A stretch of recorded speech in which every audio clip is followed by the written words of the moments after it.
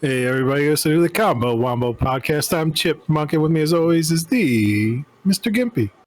What's going on, Chip? How's it going, brother? What's happening, dude? You got a little coffee salute there? A little coffee salute. A little great caffeine with the coffee. Free, dude. I'm drinking a root beer, dude.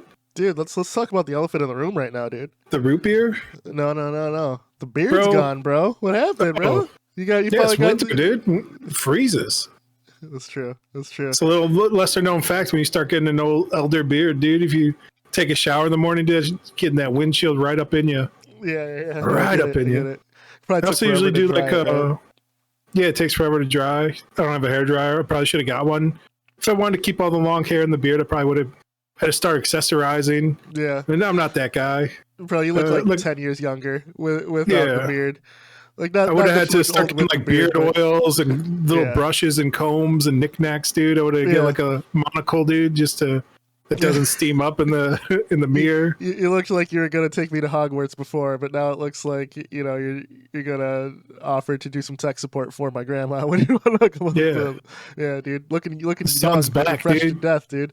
Yeah, I see that, dude. That's because I woke up late, dude. That's why I recorded this so damn late. Blasted me, bro. Me and the sun. Praise the sun. Just fucking your day up, dude. Yeah, dude. I don't know. Like you hit me up. I was eating hamburgers. I made 4 hamburgers.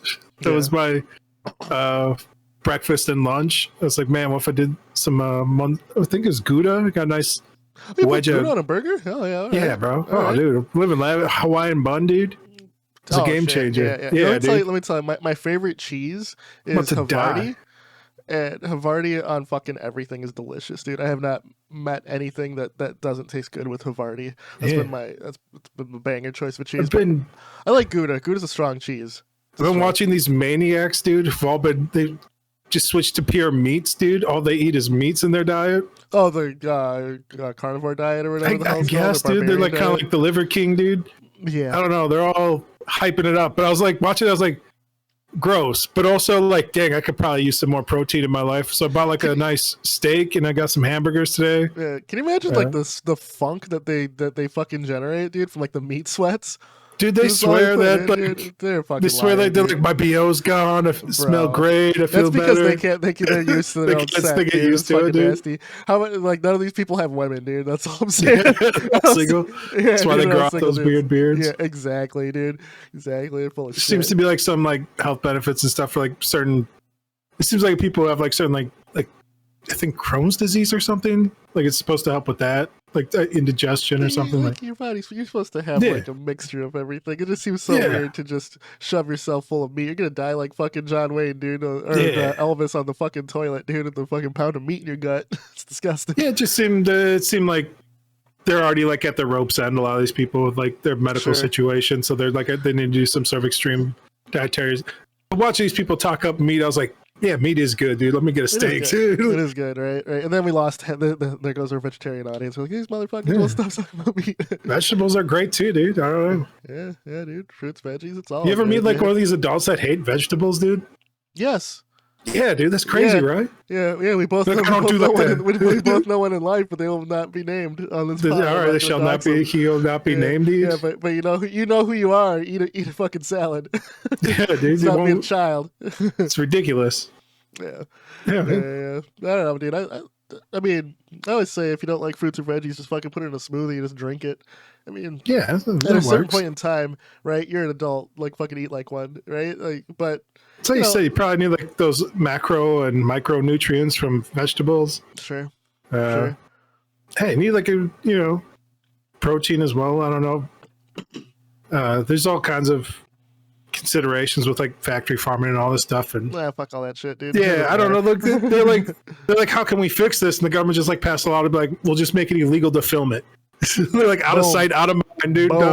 Like problem solved. Sausage gets made. Apparently not, dude. Yeah. Terrifying. I was gonna say, though, like speaking of fruits and veggies, dude. When I moved back to the lower 48 from Alaska, the very first thing I did, literally off the plane, I went to a farmer's market and bought fresh fruits and veggies because everything's like gets shipped up to Alaska, so you never have anything like super fresh.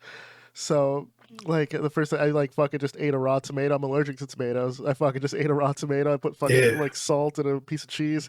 Ate that. Ate a fucking apple. Ate the juiciest strawberry I've ever had in my life. I swear. All right, man. And I just missed it, dude. I just missed it. So Just missed the freshness of it. Yeah. I feel that way about like a lot of sushi or fish places like that are like inland. Where I'm like, I don't see no oceans around here, man. I don't trust this. Especially like even like fruits and veggies up north here where we're at, like during the winter. Right. I see a lot of people complain about the prices of stuff, and I'm like, I don't see no lettuce growing outside, man. Like, you're really living in decadence. Like, for sure, really have some audacity to complain of like, oh, this is expensive and it doesn't look the best. It's like, yeah, man, I had to like come in from like 3,000 miles away. Yeah, right. What do you expect, right? Yeah. For sure. Yeah, man. What you been up to, man? You know what? I've been gearing up for Tekken 8, brother. Oh yeah, you got your hitbox controller. Does that work with the? Were you playing Tekken 8 on PC or PlayStation 5? I'll be playing it on PC. Rumor has it it's going to be full crossplay, so we'll see. If it's not, I'll probably grab it on something else. But on Tekken 7, I got back into that, and that game's still a banger, dude. Like it's probably closest to a perfect fighting game that you can get, as I said about Street Fighter 6, in terms of 3D fighters. Like, I'm a Virtua Fighter guy, like, through and through, but Virtua Fighter hasn't had a new release in, like, 10 years, and they just re-released the online version for PlayStation 4, PlayStation 5, which I played, and it's the point where, you know, I ranked up to the level of gods, so I'm only fighting gods. I have to be on my P's and Q's in that game, and the community's so small that I'm just looking forward to like learning Tekken and you know, not say that I don't know Tekken, but you know, learning the new game. You know, having fun with it, learning the meta, and seeing where the story goes. I actually love the story for Tekken, and Jin Kazama and Kazuya Mishima are going at it again. You know, father-son battle. The last father-son battle was Heihachi and Kazuya fighting in the mouth of a volcano, and Heihachi dying. So you know, got thrown into a volcano. See how it goes. So you know, which is funny because in Tekken. At the end of Tekken 2, Heihachi won the tournament and threw Kazuya into a volcano, but he came back for Tekken 4. So it's like poetry, it rhymes. Yeah, exactly. So I don't know, man. I feel like the Tekken stories are off the fucking wall, dude. They are, but that's the fun of it, I feel. I don't know, if you get an opportunity, people have broken down and like shown like all the story of Tekken so far on YouTube. It's worth watching. Shout out to YouTube channel Fighter's History. Yes, I've watched. All right, there's a couple different ones, but yeah, man. Definitely watch that one. Sounds like it's a good one if you're giving it the mark of approval. Yeah, no, definitely. Yeah, story's insane. Definitely subscribe. Yeah, it's crazy. It's fucking off the wall. The fact that Heihachi loves like his pet panda, considers that his real child over his real children. It's hilarious. Makes sense to me. For sure. So you know, I absolutely love the series, but. You still dabbling in Street Fighter at all? You know it. Ed's coming back. I'm still rocking. DJ's my boy. And people are like, "Oh, you're top tier fucking." No, I just like playing as DJ. Typically, I'm a Ken player. Trolling, dude. Fuck everybody, because I know people are like, "Oh, you're a Ken player too." No. Ken's great. But I've been vibing with DJ as soon as Street Fighter 6 came out. I'm really enjoying that. Still playing DJ that. and Ken main, bro. Tell me more. What's going on here, dude? Are you winning, son? I am. They're two completely different fighting styles, though. You know, which is funny because in Tekken, like Virtua Fighter, my main is Brad Burns, and he's kind of a rush down type character. He does Muay Thai, and so looking at Tekken, initially, like I was a Kazuya guy, but I never like took Tekken seriously, right? So when I started taking it seriously with 7, there's cyborgs in it. King became my main. Absolutely love King. So he's a wrestler. He's the only grapple character I play in any game, and he's fucking great. Yeah. So I'm going back to my grapples with King. Gonna RDC some motherfuckers. So rolling death cradle for those who don't know. But you know, they're breakdance fighting. Can't wait. But that being said, man, what have you been up to before I want to get into what I want to talk about today? You know, nothing, dude. I've just been watching hippies, dude. It's ruining my life. I feel slowly.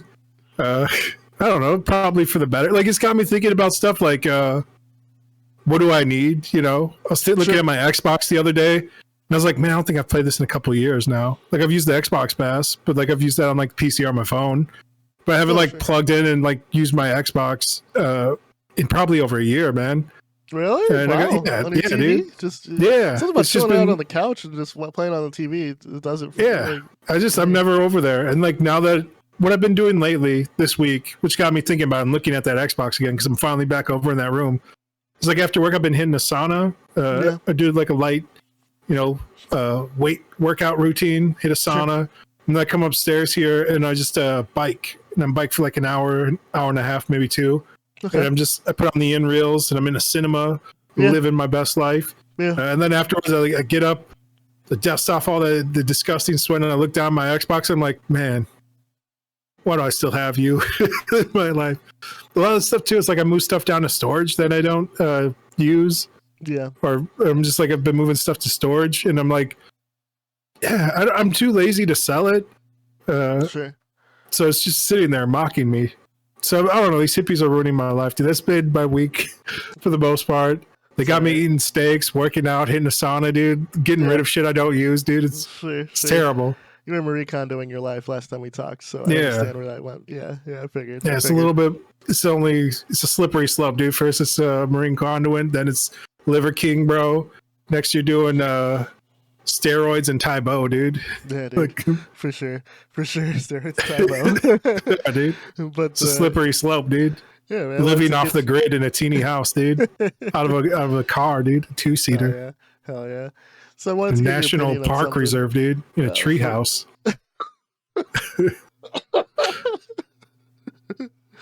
Oh, fuck. All right. So let me get your opinion, man. And this is what I wanted to talk to you about this episode with me looking forward to Tekken 8. Talking about how you don't buy goats because they'll tear apart the land. That's true. Actually, you buy one goat if you can, but you have to really maintain and make sure that goat's on your own land is the main thing. They get everywhere. But DLC was announced for Tekken 8, right? So Eddie Gordo is coming right away. And that's been kind of the standard for fighting games for the past. Shouldn't Eddie have shipped with the game, dude? Look, what's up with that? He's been a mainstay. Was he in the last game? 3. Yeah, he was. All right, yeah. So are they charging money for this, or is he just like... Yeah, no, they're like an update. Part of the battle pass. How much Eddie Goro run us, dude? I think the battle pass. I mean, I bought the battle pass. I don't care, but I think it's like $6 or $10, maybe. I think it's 6, but I mean, it's been like kind of the 10% of the game cost, dude. That's what people are saying. That's why I wanted to get your opinion, right? So Street Fighter, they're all, Ed's being released as well, who is supposed to be a vessel for Bison as well.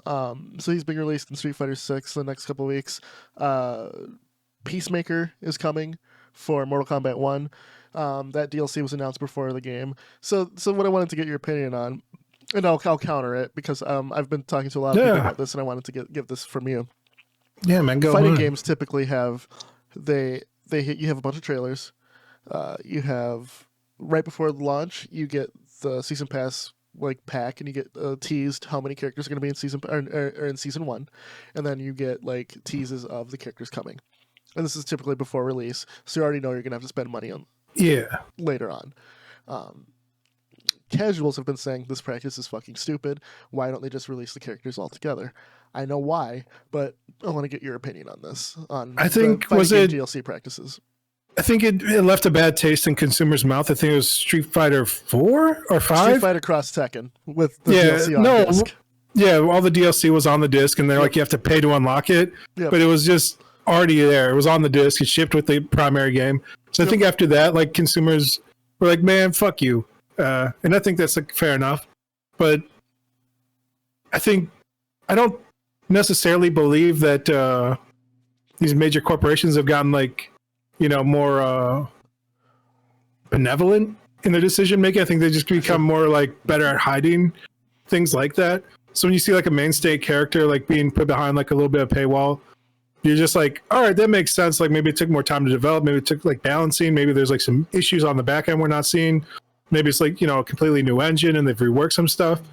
But then the other part of you is saying is or are they just fucking us over because they know they can get an extra little taste, a little double dip there right after the game ships. They know they can put it on sale for Christmas, and then they can make up the difference with the DLC. So you're still paying full price for this game. That you got release it as the complete edition. Keep scooping it up. Yeah, another complete edition next Christmas. True. So yeah, I think it's a lot of it's marketing. I would say they've had to break it down into categories. I'd say it's probably 45% marketing, 40% technical, and then the other like difference there is just business choices. Sure. All right. So to counter, games are expensive to make, dude. That's the true. bottom line. That's true. To counter the point, I want to point out this: fighting games are still niche. No matter how popular they became in 09 with Street Fighter 4, and a bunch of 09ers don't get this, right? After the first 6 months of a fighting game's life, its population typically drops by about 30% for the good ones. Yeah, I feel like that's typical against like all games, but like it's such a small community already. Yep. So you want casuals in your game. You want them because they bolster numbers, right? And then some casuals become hardcore, and you grow your community this way. But they're buying hitboxes out there. But with this, they're doing parkour on the streets. Keep in mind, fighting games are one of the last bastions of the arcade. To release a new fighting game, to add new characters, you had Street Fighter 2, you had Street Fighter Hyper Fighting, you had Street Fighter Turbo, Street Fighter 2 Turbo, Street Fighter 2 Turbo, Street Fighter Championship Edition, so there was like 9 iterations of Street Fighter 2. Yeah, this is a history. Like they used to do like updates and stuff back on the disc as well, like depending on when you bought it. So different versions of the even hard disc games and cartridges. So with that, right? They want you to keep your interest, but they can't keep it with the same roster. And then, as you said, like, so King of Fighters used to come out every single year, right? 96, 97, 98, 99, 2000, 2001, 2002, 2003. Yeah. Whoop, right? So what happened? What happened is games are expensive as fuck to make. Games take time to make. Games are more complicated to make. So you're saying, like, would you rather pay, like, full price for another, like, Tekken 9 next year, or, like, just pay $30 for like an updated roster and balancing? I think fighting games are doing exactly what sports games should be doing. Fighting games typically have a lifespan of 3 to 5 years, and I think that's what sports games should do. The way fighting games are set up is how Madden should be set up. It's how NBA 2K should be set up. We should pay for roster games updates as a service, because if we're honest, they're basically the same game every year with like one new feature added. You can do that with incremental updates. Then when you finally have the new game with new everything, right? It's more of a jump than these micro iterations. Fighting games have to do it. Not only that, but you have to keep your people, interested. So main roster, right? Fighting games are all to the point where the big ones have been established for 20 years. Yeah, you can't nobody breaking in really with some mainstays not being in there. In King of Fighters' case, this time it was Kim Cap Kwan. Kim Cap Kwan was a DLC character because there's Kim Cap Kwan mains for 20 years who are looking at King of Fighters 14, 15 going, my boy's not here. What happened, my boy? What have you done to my boy? Eddie Gordo, right? Eddie was not in Tekken 5. Tekken 5, but he had Christy Montero was like his palette swap replacement, who I enjoy Christy more than Eddie. You sound a lot like Marvel versus Capcom executives, dude. Sure, but people just care about the moveset, not the character. But you need your mainstays present, right? Or the majority of your mainstays. It's been proven that when you go with like a new generation type fighter, it doesn't sell as well outside of Tekken 3, which really bolstered the series, right? Because that was like a generational shift as well. Like, that was home. But PC Street Fighter 3 graphics, dude. You had, like the initial release, you had Ryu and Ken were the only people coming back. Everyone else was new. And then, you finally have Chun-Li and Akuma coming back. But that's it. Of the whole, Street Fighter roster, you have 4 characters, and 2 of them are, arguably, palettes, like rare-based palette swaps. Yeah. It doesn't work. So how do you introduce new fighters but also keep your core fans happy? You do these DLCs. You do an incremental update. And the fact that you want to survive for 3 to 5 years. So this is the timeline they're going off of. DLC at this point in time, it's a necessary evil. But in terms of fighting games, being a fighting game fan since I was 6 years old, I'm happy with it because the games that I grew up playing, the games that I'm playing now that I love, continually get better as the updates go on. I have more characters later on, right? And I don't have to pay another $60, or back in the day it's $50 for the next iteration with like 2 characters. So that's how I look at it. I don't think it's I don't think it's unfair. I think people are like, oh, why are they coming out right after the thing? Well, you have 32 other characters in Tekken, and you want to work on another one for Eddie. So do you want to wait longer for the game to come out for all of the other additional characters, or do you want to have the game now, have the story complete, and then get your characters later? That's how I look at it. Some people may not agree, but I feel that the fighting game developers have definitely laid out the game plan that sports developers should follow. I think most people agree with you in essence, but if you look at like what's really been going on with a lot of these new character rollouts, new skins, and everything else, like prime examples like League of Legends, like everybody knows the new character that comes out is going to be busted AF, is going to have to be nerfed. That they do that so they can sell more of that champion, and then they're like, "Oh, it took us like a month, but we figured it out." It's like, did you? Like nobody else saw this being like way overpowered and broken. We saw this like in I think the last Tekken game, was it? Oh, with Leroy. Leroy is coming out busted AF, and everyone's just like, "Oh, what can you do?" Yeah.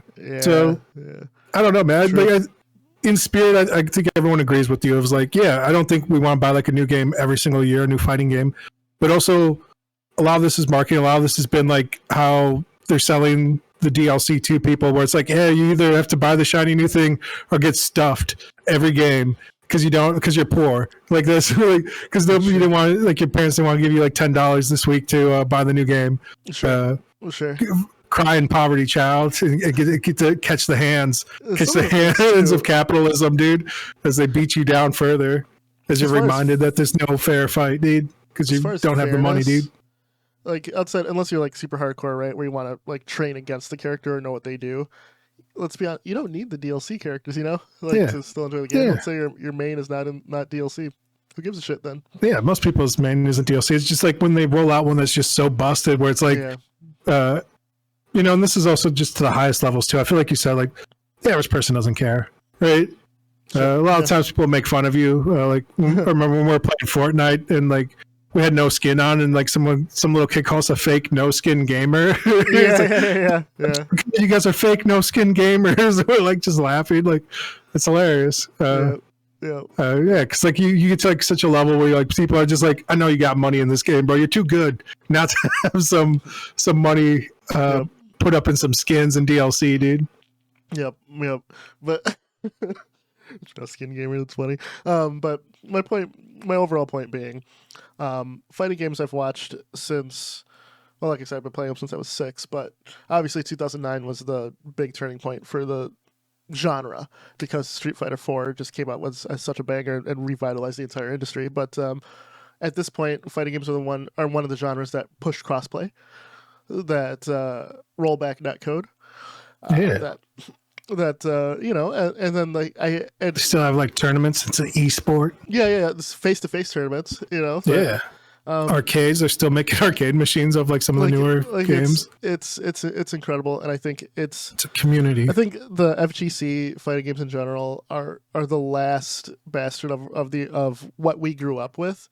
So if I could support them, dude, I'm gonna do it. Like for me, it's like FGC and shmups, and not everybody likes shmups. That like I really like niche genres. I've noticed, right? So like my shmup love is like really even more niche. But so Vampire Survivor, dude. I'd say keep it going. I'm a Gradius guy. Gradius R-Type, Donpachi, Ketsui, Ikaruga, those types, and then you're right, Binding of Isaac, so this stuff they take from shmups for sure. It's like a reverse shoot 'em up. Like the bullet hell. Yep. So I think that like, is it unfair? I don't think so. I think it's a necessary evil for the time that we live in. It's but just also, business, kid. But also, it's been worse, and we've lived through it. So that's all I'm saying. So what do you think, man? You ever think about adding DLC or anything to like anything you develop, any products that you've been a part of where you're like, go ahead. Great point. To wrap up, I will say there was one project that my brother-in-law, Sir Solace, and I worked on, where it was a puzzle game, which you've played. Flight Park. It was great. Where we were gonna have like a level creator and just house things online and just have you download it. But also I thought, hey, if we make new levels, just boom, push them out. I would do it for free, but there's no reason why we couldn't charge for it, right? Do puzzle packs? Just pop them out. Like, there's no reason why we couldn't charge for it, but I wouldn't, because you could. Yeah, but I could. Yeah, so yes, I think it's one of those things where you like a game and you consider that feature complete. You want to add more stuff to it. You should get paid for your time, I feel. Yeah. And like also, AAA, kind AAA of just abuses it, but I think like a lot of these indie guys, one indie company, shit, I can't remember. Oh man, it's gonna bug me, and I'm gonna know it after we are done recording, and it's gonna really bug me, but someone will know. But the game was done. And the game got picked up by speedrunning community and stuff like that. So the developers saw that, so they came out with speedrun levels after for free. Sure. Because they're like, thanks for supporting our game. Like we didn't think we'd do this. So whatever game that was, dude, I'm so sorry. Because I've been watching AGDQ, speedrunning stuff. Yeah. AGDQ, I think was this last week or something. Yeah. Games so done quick. It's been in my radar, but yeah, that's happened before. So. More power to it. The reason why Binding of Isaac is where it's at is because the mods that happen, and then all these free updates that they've been doing. They've had paid updates too, but now we're getting multiplayer for free after the bunch of paid updates. So good mix. Yeah, I'll say if you're hitting the intermediate or advanced levels of indie game dev, you definitely have to think about being able to patch your game, being able to update your game somehow, being able to put out DLC somehow to have content there. Maybe it's paid, maybe it's free, but you need a way to a system in place to push those out, and a way to change and update your game after it's shipped. Just kind of the reality of game development nowadays is your game's never really dead. Even Vampire Survivors, we're just kind of joking about it. It was that guy never thought that game was going to make it. I think he put it out over his winter break or whatever, and then he went back to work, and then it was 4 months later, some streamers picking up, and he's oh no, this is getting big. And he had to hire people to redo the entire systems from the ground up because he made it in Java. And he was can you guys redo this thing in C# so we can add content to it and make it expandable? And then they got to a point where it's all right, is this still reasonable? Is we create a whole new engine? Is it still reasonable to keep giving out free stuff? And he was well, all right, let's just do a DLC pack then, and we'll pay we'll charge money for it because we've done so much more work than what originally went in. And his whole thing was I'll charge what I think is a fair amount of money for this game, which he felt was $3-5. And DLC is $2 too. So yeah. So it's it's reasonably priced, but it's on every level. If you had thought of those things from the jump though, from a systems level, you would have a much easier transition, and you would have been able to bring on that other team, and instead of spending 4 or 5 months with this other team building up a whole new engine, they could have been fine tuning the gameplay and putting out new content for people.